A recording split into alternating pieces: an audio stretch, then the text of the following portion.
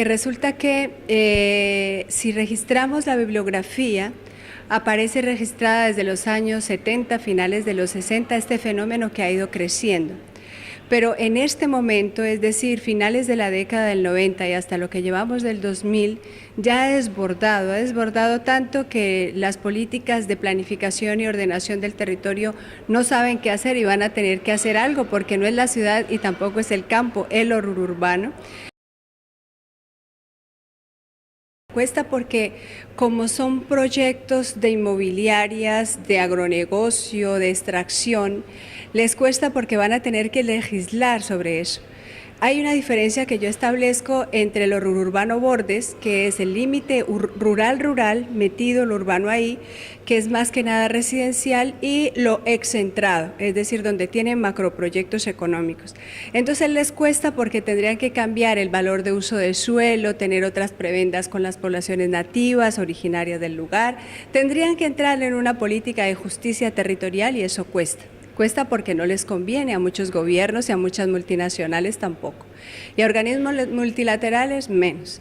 Entonces, por ese lado cuesta, pero también están viendo, al menos en México, Perú, Brasil y Colombia, que es una oportunidad de oro para que los académicos demos insumos para políticas públicas, porque ven también que el fenómeno los desborda un poco. Aquí hay una situación que hay que diferenciar. Cuando vemos los bordes de las ciudades y pasamos desprevenidamente como cualquier paisano, tendemos a pensar que eso es campo-ciudad y a veces es periurbano, que lo periurbano es un ensanchamiento de la ciudad, pero no es un modo de vida urbano en el campo, que es otra cosa. Entonces vemos estos fenómenos y nos interpela.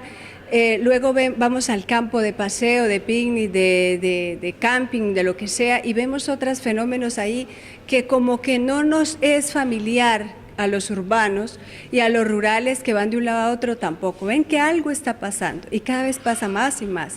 Entonces, es también aprovechar ese impacto que está causando en el caminante de a pie, en el que pasa desprevenido. Dos, aprovechar que los organismos gubernamentales y otros piensan y sienten, además, más que pensar, ven que se les está viniendo encima un tercer territorio sobre el que hay que legislar. Y tres, que es una oportunidad de oro para ver nuevas dinámicas territoriales, juntar esas tres visiones y proponer algo. La política pública es interdisciplinaria. Definitivamente, yo diría que multidisciplinaria. Uno no puede pensar en una política pública sin pensar en que hay varias disciplinas pensando un problema, diseñando un problema para intervenir sobre él. Así que problemas como el urbano, que nos convoca a distintas disciplinas porque no pudiéramos responder a su análisis si no estamos distintas disciplinas, geógrafos, antropólogos, arquitectos, urbanistas.